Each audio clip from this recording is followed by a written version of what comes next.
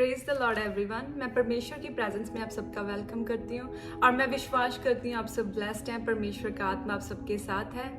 मेरे भाइयों मेरी बहनों, परमेश्वर का कलाम हमें सिखाता है कि परमेश्वर किस तरह हमारे जीवनों में काम करता है। जब हम दुखी होते हैं, जब हम परेशान होते हैं, पर जब हम अपने भरोसे को, अपने विश्वास को जब हम खुदावंद के हाथों में सौंपते तो परमेश्वर हमारे जीवनों में काम करता है और हमें ब्लेस करता है। हन्ना के दुख को ना तो उसका हस्बैंड समझ सकता है, ना तो उसके लव वंस, ना तो उसका फ्रेंड सर्कल, ना तो उसके रिश्तेदार। हन्ना के दुख को सिर्फ हन्ना ही समझ सकती थी, क्योंकि वो बांझ थी और उसकी सौतन, उसके पास बच्चे थे और वो उसको चिढ़ाती थी। तो कितना हर्ट होता है कि जब हमारा विरोधी ब्लेस होता है और हमें चिढ़ाता है। हन्ना दुखी थी, जबकि हन्ना का हस्बैंड उसको दुगना प्यार करता था। हन्ना के हस्बैंड का दुगना प्यार हन्ना के दुख को नहीं सॉल्व कर सकता था, उसकी प्रॉब्लम को नहीं सॉल्व कर सकता था, उसको ब्लेस नहीं कर सकता था।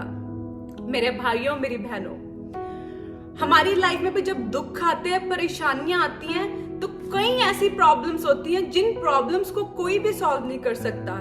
इवन आपके लव वन चाहे आपसे लाख प्यार करते हो, आपको लाख वो आपके लिए आपके दुख सुख में आपके साथ खड़े होते हैं, पर जो आपका दुख है उस दुख को कोई भी नहीं सॉल्व कर सकता सिवाय परमेश्वर के।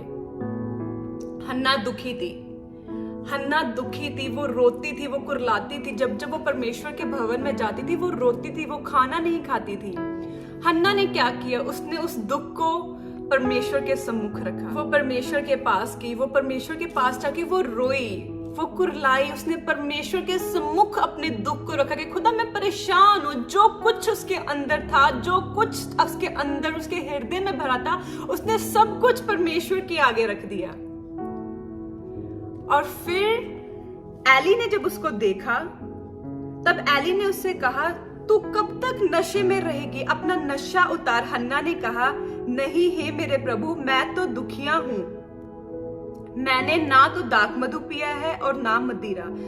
मैंने अपने मन की बात खोलकर यहोवा से कही है। एली ने जब उसको देखा, एली को लगा कि वो नशे में जैसे बेसुध होकर वो प्रार्थना कर रही थी, देखने वाले को भी लग रहा था कि शायद वो नशे में, उसका टोटली, उसका सारा फोकस, उसका पूरा जो उसका ध्यान था वो सिर्फ परमेश्वर की ओर था। उसको कोई परवाह नहीं थी कि उसके आगे पीछे क्या हो रहा है, कि लोग उसके बारे में क्या सोचेंगे। ऐसे बेसुध होके वो परमेश्वर से प्रार्थना कर रही थी। और एली ने जब उसको देखा तो एली ने उसे कहा तू कब तक नशे में रहेगी?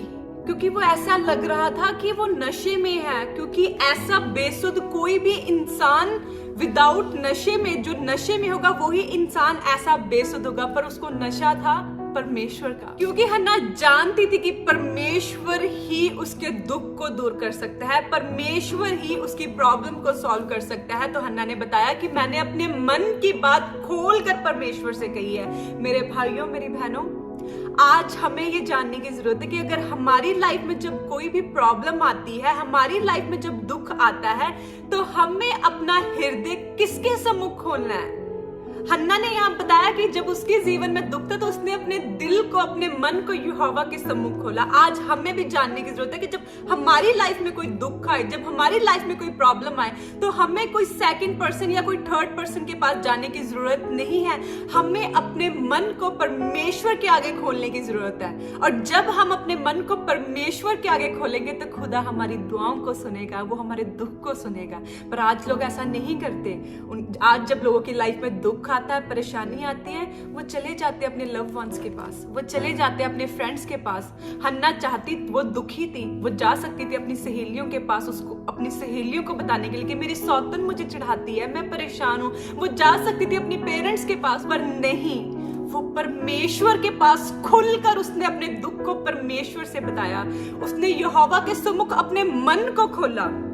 और वचन बताता है, एली ने उसे कहा कुशल से चली जा, इज़राइल का परमेश्वर तुझे मन चाहा वर देगा। हन्ना ने उस याजक के शब्दों को बाय फेथ रिसीव किया।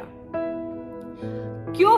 कैसे पता चलता है कि उसने उन वर्ड्स को बाय फेथ रिसीव किया? क्योंकि पहले वो दुखिया थी, वो रो रही थी, वो कुरला रही थी। जब एली ने कहा कुशल से चली जा, इज़राइल का परमेश्वर तुझे मन चाहा वर देगा, उसने उसने कहा तेरी दासी तेरी दृष्टि में अनुग्रह पाए, तब वह चली गई, तब वह स्त्री चली गई और खाना खाया और उसके मुंह पर फिर उदासी ना रही।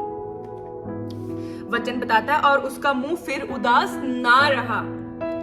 एली के वर्ड्स को रिसीव करने के बाद बाय फेथ जब हन्ना ने उन शब्दों को रिसीव किया, ग्रहण किया अपने जीवन के लिए, वचन बताता है कि जो स्त्री जो खाना नहीं खा रही थी, जो रो रही थी, कुरला रही थी, पर परमेश्वर के दास के शब्दों को ग्रहण करने के बाद उसने खाना खाया और उसके मुंह में फिर उदासी ना रही। मेरे भाइयों मेरी बहनों, आज हमें ये जानने की जरूरत है कि जब कोई मैन ऑफ गॉड या वुमेन ऑफ गॉड हमारी लाइफ में कोई वर्ड को डिक्लेयर करते हैं तो उन वर्ड्स को आप कभी भी फॉर ग्रांटेड ना लें। हन्ना को जब याजक ने कोई वर्ड दिया, उसने कहा कि कुशल से चली जा, इज़राइल का परमेश्वर तुझे मन चाहा वर देगा।